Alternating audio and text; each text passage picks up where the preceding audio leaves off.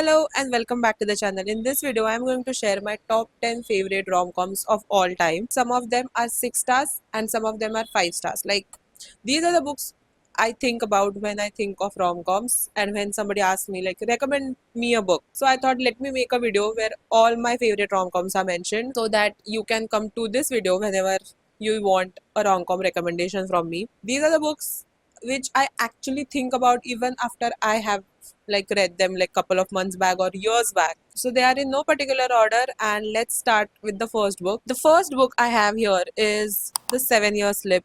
It is one of the well talked, well loved book by Ashley Poston, and for the correct reasons. It has magical realism aspects. There's this apartment. The apartment slips back into time, and it is exactly 7 years in the past. So that's what is going on. Our main character is living there, and then there's another person who's living there, but he is living in the past. I mean, the magic system is confusing, but it's magical realism. There's no need for a solid magic system. It's about the romance, it's about people, their journey. It is one of the sweetest book I have ever read. This is the kind of a love story I love to read about when I'm reading a romance book. That's what I reach towards. Like, this is the kind of a book I would love to read again and again. If you have any recommendations for me which is like similar to this book, like that kind of a essence, not talking about the magical realism part or the specific tropes or anything, just that type of a love story. So give me those recommendations in the comment section. But let's talk about this book. I have tabbed it a lot. This is my most tabbed book, I guess. It is highlighted. I haven't done a lot. Like, there's nothing extraordinary in the highlights, but just the lines. And there are so many good lines. I love these characters, love the book. This is one of my favorite books of all time. The second book, which I think when I think about, which is my 6-star book. The first one was also my 6-star book. This is also my 6-star book, and it's You and Me on Vacation. Out of all the Emily Henry books, most of them are 5 stars. It's either 4.5 or 5 when I am rating her books. But this one is 6 stars, and I love a friends to lovers trope when it's done right. Mostly I love that trope because they know each other, they know each other's small details and all those tiny things. This has that one of those quotes which I don't remember the exact quote, but it is something along the line that if there's a chance of me losing my best friend, if I confess my feelings, then I will stay his best friend for my entire life. I'd rather choose being his best friend than trying to have a romantic relationship. So that's the essence of this book. They are made for each other, but they don't know that, and they choose each other's friendship over that risk of trying a romantic relationship. It is done so well. They go on different trips. It's perfect for summertime. I love it with my whole heart. I haven't reread it. I would love to, but I'm a bit scared. What if I don't like it again? It's not about what you read, right? It's about the feelings you still have after reading the book. This one gave me all the feels. So I love this book a lot. Then a book by an Indian author, which is one of my favorite rom-coms, and that's why it's here. It's not because it's by Indian author, but because it is done so well. Again, one of my very highly tabbed books and highly annotated books because I loved it so much, and it's A Plane Story by Anmol Malik. Two people meet on a plane, and then there's a volcanic eruption, so they get stranded on an airport, and we see them there. They are so cute. He is the sunshine and she is the grumpy one, and their banter is just top notch. I love this book. Has the Bollywood feels plus early 2000s rom-com vibes. Highly recommend this book. Like, if you are looking for an Indian rom-com, this is the one you should go for. Like, this, go for this book. Please, please read it. Please, I highly recommend this. Then I have book which I recently read, and when I'm thinking about which books I loved this year, this is the book which comes to my mind first, and it's Beg, Borrow, or Steal. Two friends, no, they are not friends. Two rivals who are teachers, and they have been rivals for a very long time since their college time. They know each other. They know each other's buttons. Like, they know which buttons to push to irritate the other person. They are like not opposite attract, but similar attracts. They are very same. That's why they click. The banter is top notch. I want to read the first two books in this series as well because I love the small town setting. I love the family vibes. This is not a found family. These are all siblings. Highly recommend this. Another Friends to Lovers book is set in a small town, but this one's a seasonal read and it's the Lovelight Farms. Set at the Lovelight Farms. She is the owner and he is her best friend. They have been best friends for a really long time. Love the town, love the seasonal setting. It has that essence of friends, best friends to lovers vibe. So should check this series out. It is really good. It's very cozy, very sweet, and it has that sweet vibe. Like all of the characters are adorable. Then I have a book which I read by this author, and this was my first book. Gave it 6 stars. Could not stop recommending this book. Okay, I can say I was one of those first people who read it in Indian bookstagrammer community because I never saw anybody talk about this book and I was like कि ये book available क्यों नहीं है Amazon पे या फिर कहीं पे भी, and now her books are everywhere and I am very happy about that because now I get to read them very immediately. I was waiting for a year for this book to be available at a reasonable price on Amazon because वो international prices थे, so I could tell that those were international prices and I didn't want to get it back then. I was checking its price every single day on Amazon for a year, almost a year. So you know I love this book a lot, and it is Life's Too Short by Abby Jimenez. I listened to its audiobook for initially. I had to get a copy. I started annotating it. I have. Can you see? I mean, not just annotating it, like writing down my thoughts. So, love this book. I haven't tabbed it because I thought I will tab it later. Need to finish this one.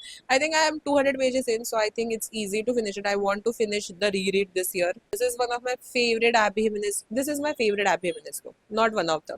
This is my favorite Abby Jimenez book so far. Maybe it was the first book which I ever read. It has those difficult topics plus sweetest love story. Highly recommend it. This one I think you must have seen or read, but I just want to mention it because it is one of my favorite rom-coms and it is Better Than the Movies by Lynn Painter. I read Accidentally Amy by the same author. Loved that book. It even this that has the best friends to lovers trope. Enjoyed that, and then I read this one, and this one was like that perfect rom-com book. Of course, the main character is a bit annoying because she is teenager and she has that teenager thinking, but it has that early 2000s rom-com vibes.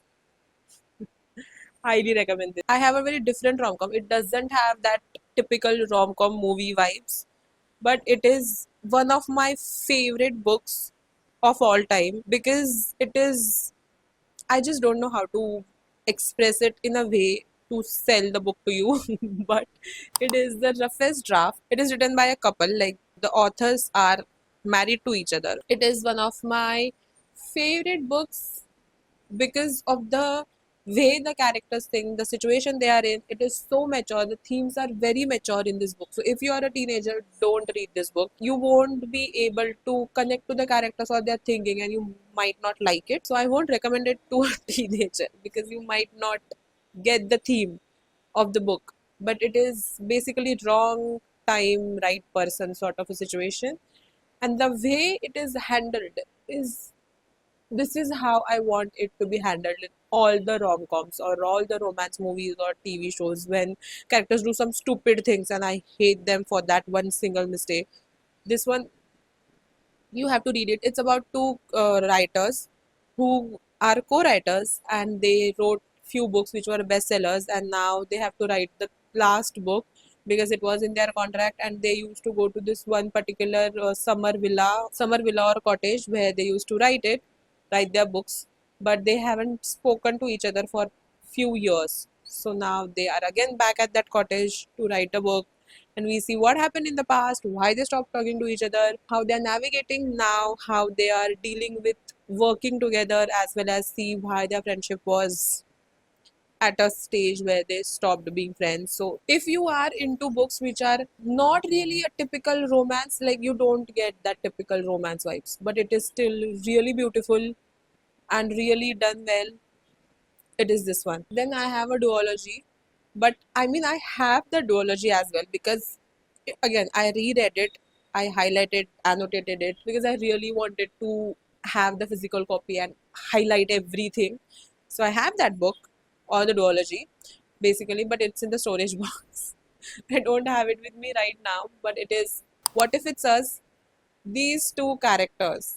Oh my god. I mean, right now I am having that warm feeling which I had when I read that book, series, Duology. I mean, it is one story for me because it is a continuation. Very different in terms of how the story goes. But if you like any new adults and their adventure in a city during a summertime, the friend group is adorable. The main characters are sweet. The way it goes, I am having goosebumps while I'm thinking about that book because I loved it so much. You might not love it as much as I loved it, but give it a try. And I was thinking about which other book I loved. I was just thinking about the top 10 books, right? So I was going through the books, I was checking my bookshelves, and I actually took out a book which is sitting right there.